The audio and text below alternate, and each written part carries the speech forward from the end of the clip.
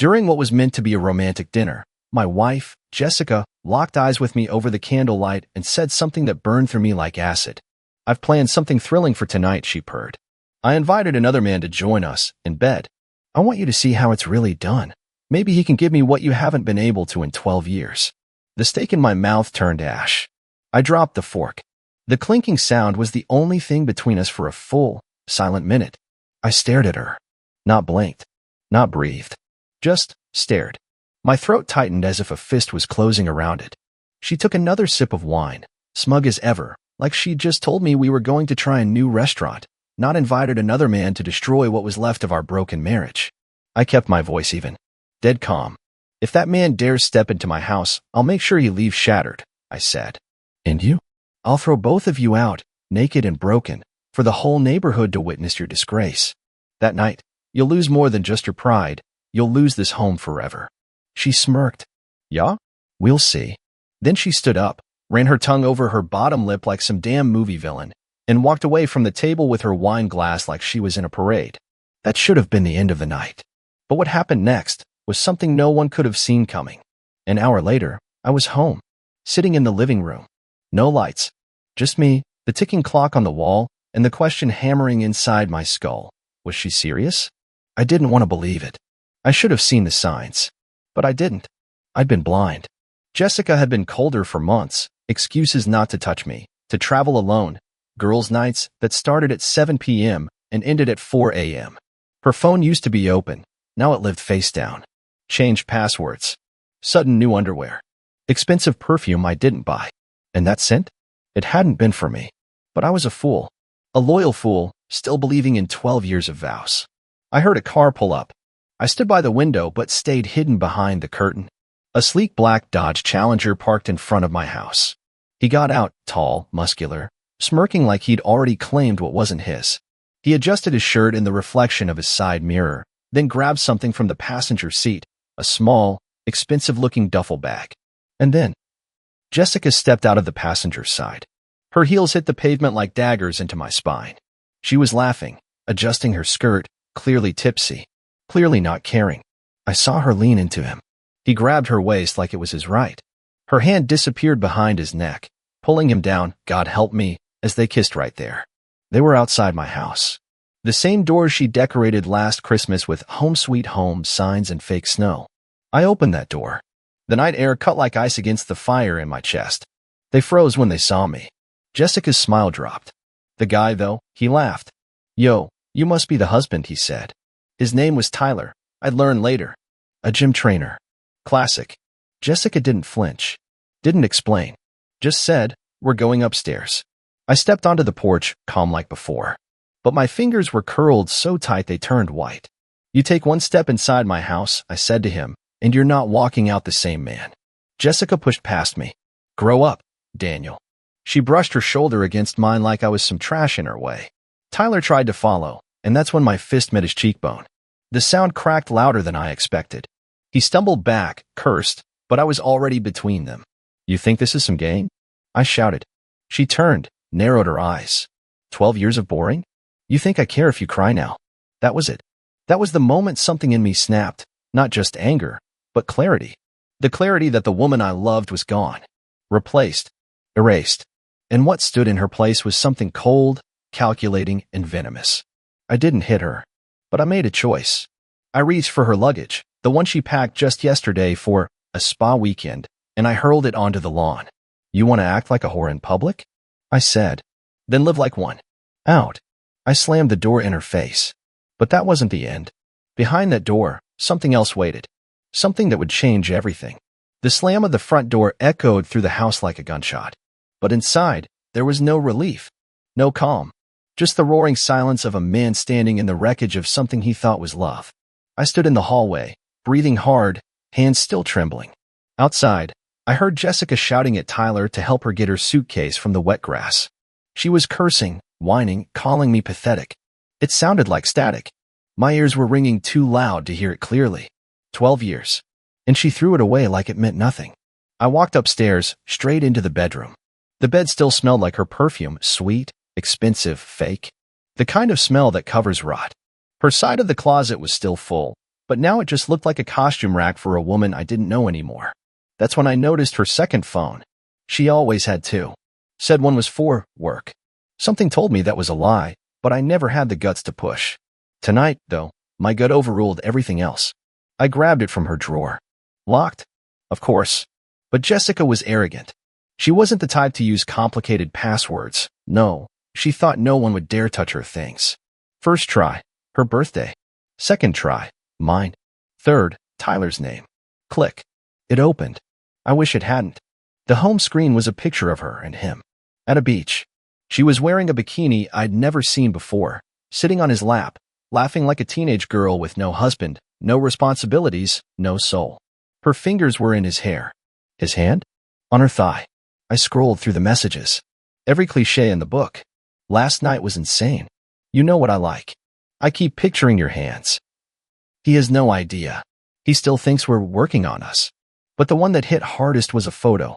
A selfie. Jessica in our bed, with Tyler lying shirtless behind her, giving the camera the finger. Caption, he's downstairs. LMAO. If only he knew. I sat on the edge of the bed.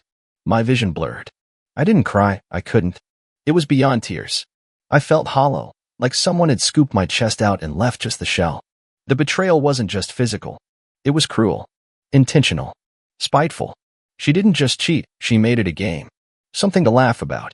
Something to brag about. I dropped the phone and stared at the floor. How did I miss this? How long had I been loving a ghost? A stranger in my home? And the worst part? I blamed myself. For working late. For not noticing sooner. For still wanting to believe that maybe, we could fix things. But there's no fixing this. Suddenly, I heard the front door open again. Footsteps. Not hers. Not his. I grabbed the nearest thing I could use as a weapon, an old baseball bat from the corner of the room, and crept downstairs. Every sound was sharp now. A creaking step. Breathing. A cough. When I turned the corner, I saw my neighbor, Chris, standing in my hallway, holding a paper bag. Jesus, Dan, he said, raising his hands. I thought you might need this. He handed me a bottle of whiskey and a pack of cigarettes. I saw what happened outside, he muttered.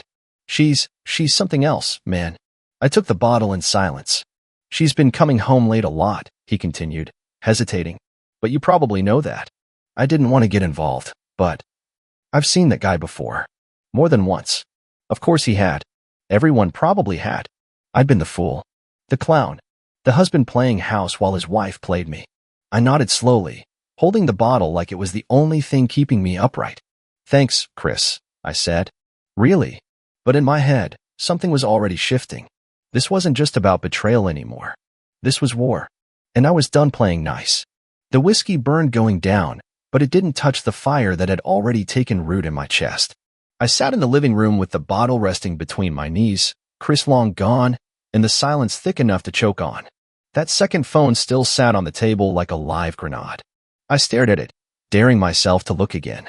I didn't want more proof. I had enough, but there was a dark part of me that needed to see it all. The whole bloody mess. I needed to know just how deep her lies went.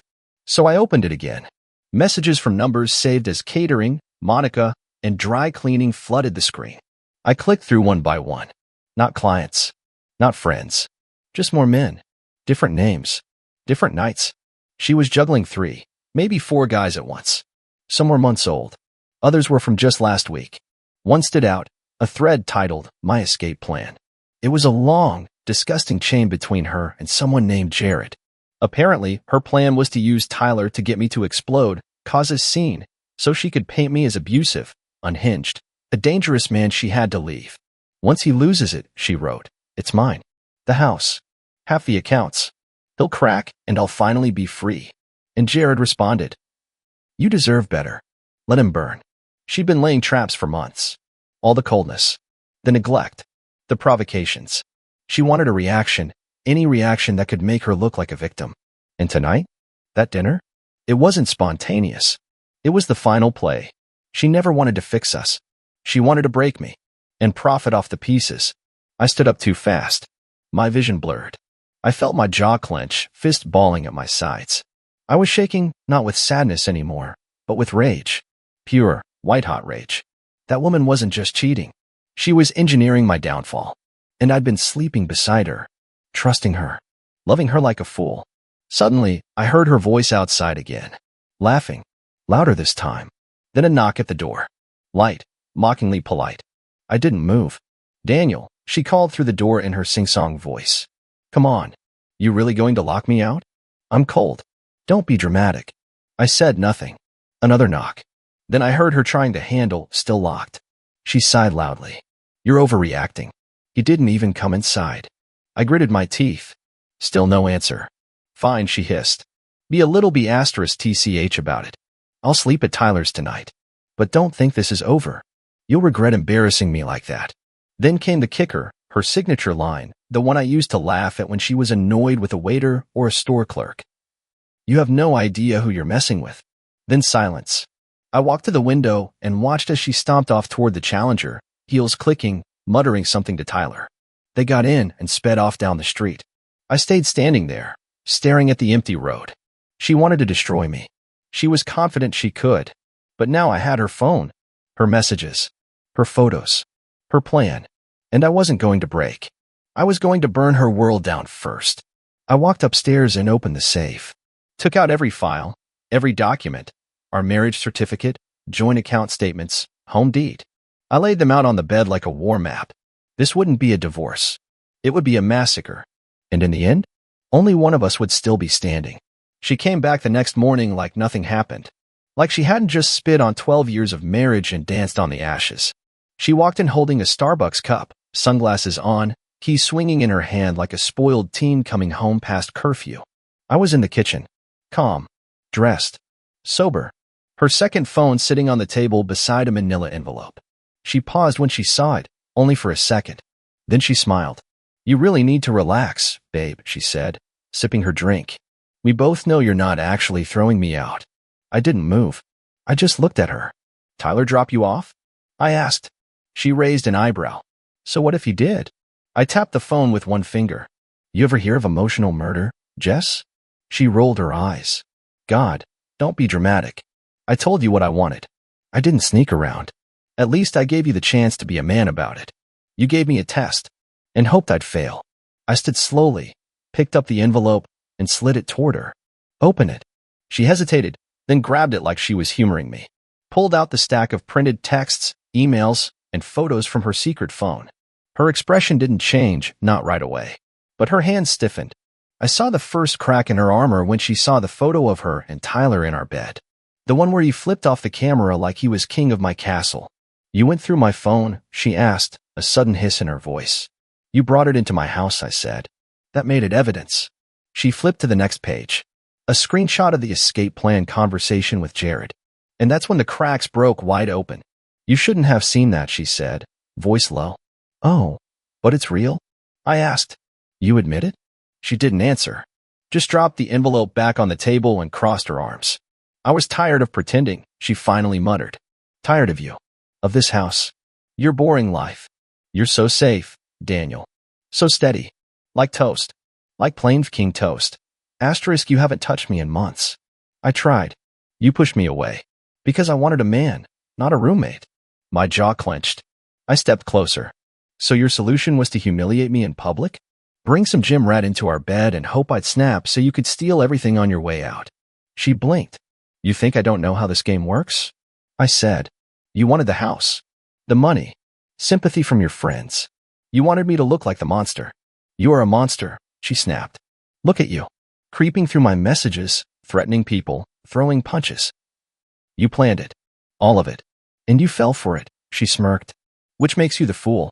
I stared at her, the woman I once thought I'd grow old with, and felt absolutely nothing. No sadness.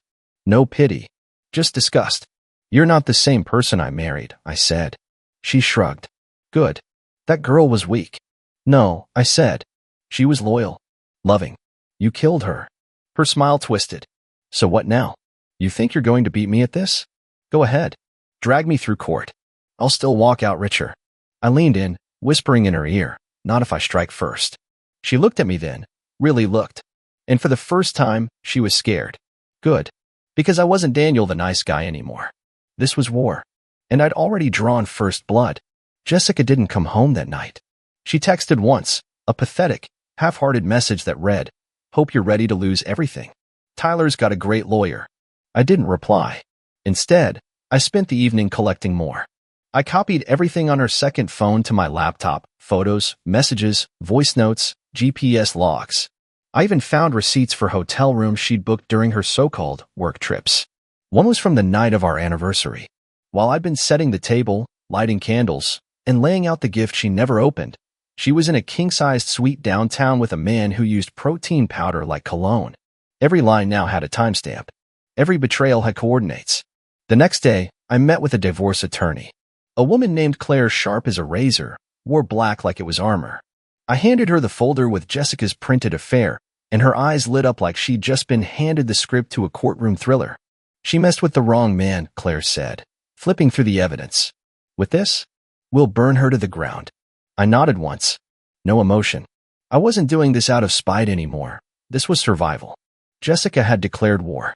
I was just responding in kind. By the end of the meeting, Claire had filed an emergency injunction on our joint accounts. Jessica wouldn't see a dollar she didn't earn. The house was frozen. She couldn't sell, rent, or even redecorate a damn chair without approval. That night, the messages started again. You're pathetic. Blocking my card? Real mature. You think you're gonna win?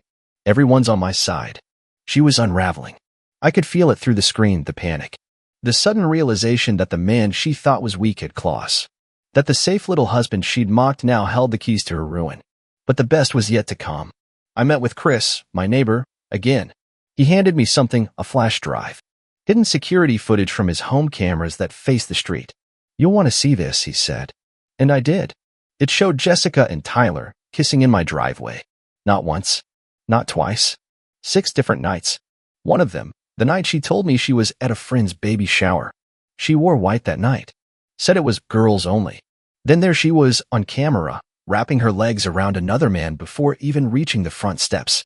With the footage, the texts, and the photos, Claire's legal team sent Jessica the official papers. The reaction came fast. She showed up the next day, dressed in a fake apology. Tight blouse, crocodile tears, the kind of vulnerable act that might have worked on me 5 years ago. I made mistakes, she said, standing in the doorway. But we've been unhappy for a long time. Don't you think we should talk? I didn't even open the screen door. You had your chance, I said. Now talk to my lawyer. Her face twisted. You're actually doing this? You did this, I said. I'm just pressing play. She stormed off, flipping me off, and shouting over her shoulder, you're going to regret this. But I didn't.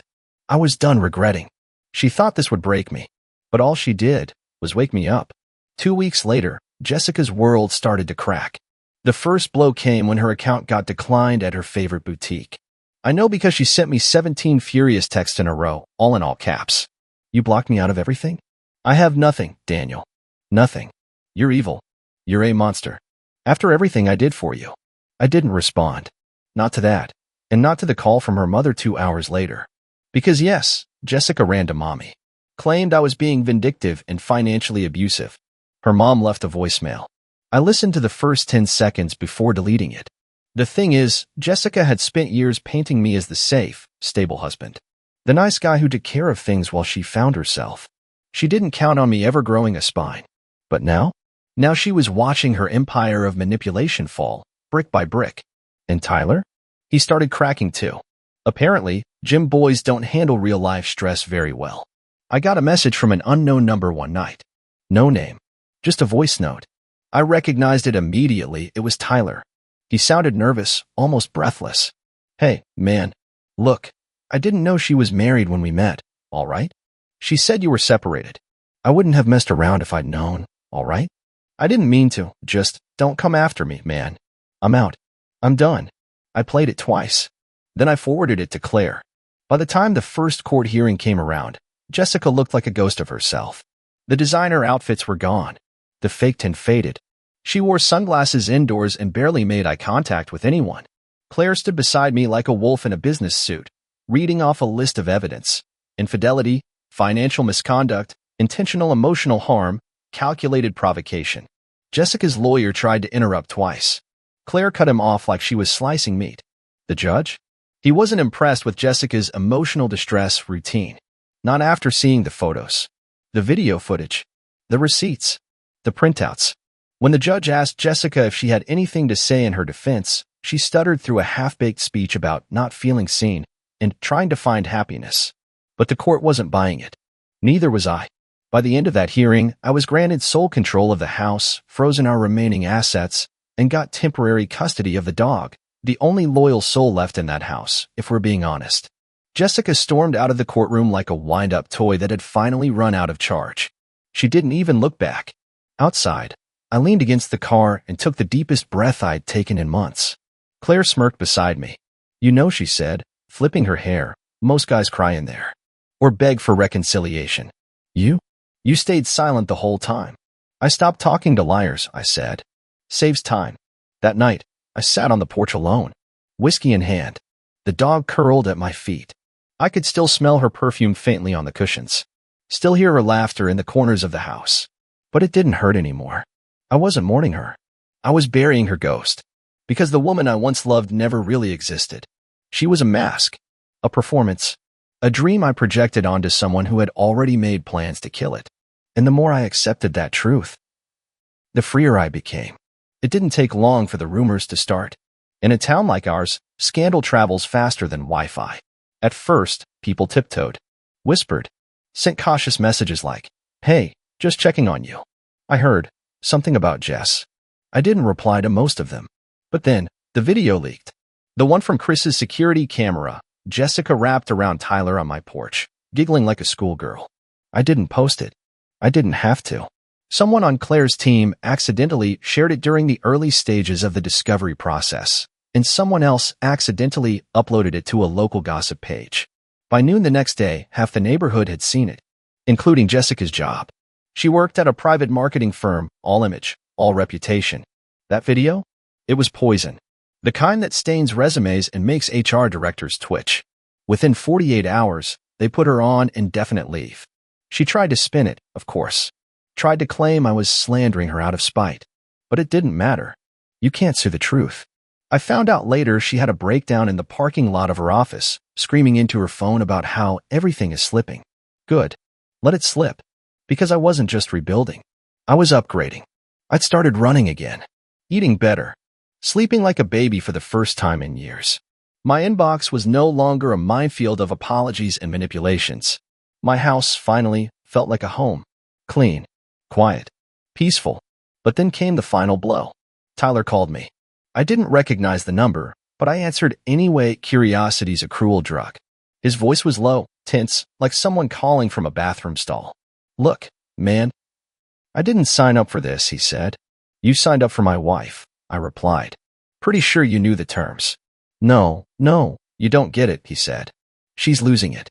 She's talking about hurting herself. Or you. She said if she can't win, she'll burn the whole thing down." There was a pause. The kind that says, "I regret everything."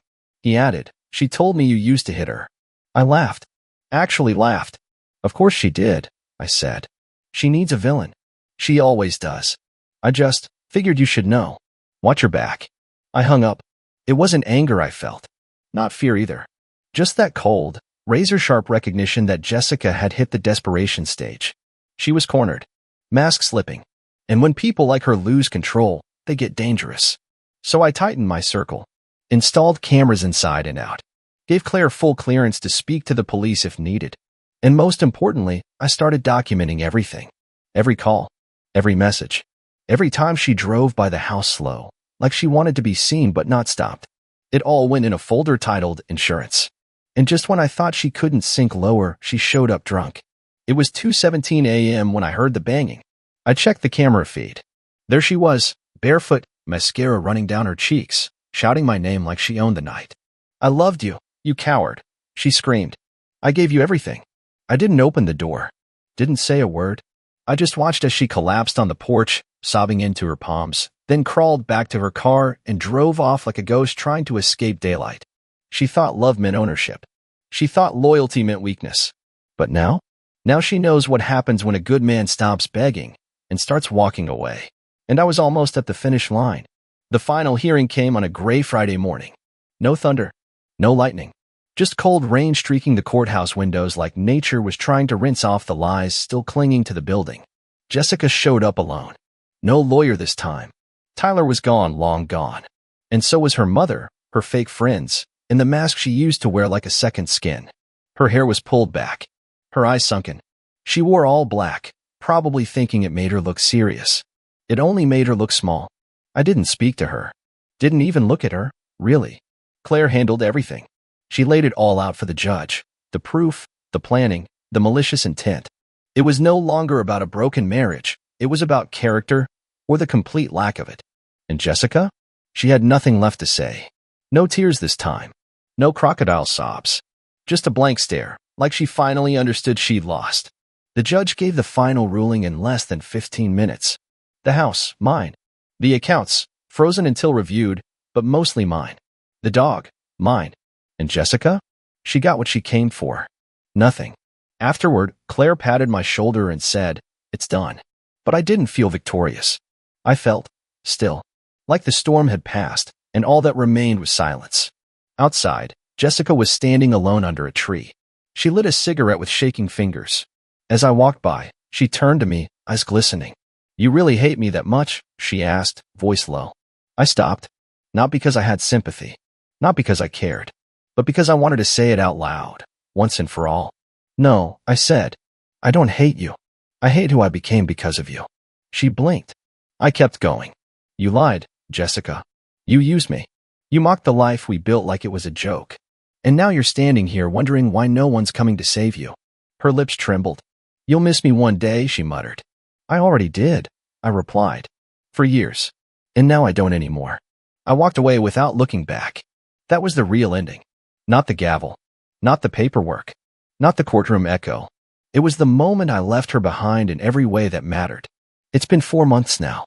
The house is quieter, cleaner, alive again. I repainted the bedroom, got rid of the bed, bought a new couch, a better one, firm, reliable, mine. The dog sleeps beside it every night, his tail thumping in his dreams. I started seeing someone new. Nothing serious yet. Just walks, laughter, easy conversation, things that don't come wrapped in manipulation. She doesn't ask about Jessica, doesn't pry. And for the first time in forever, I don't feel the need to explain myself.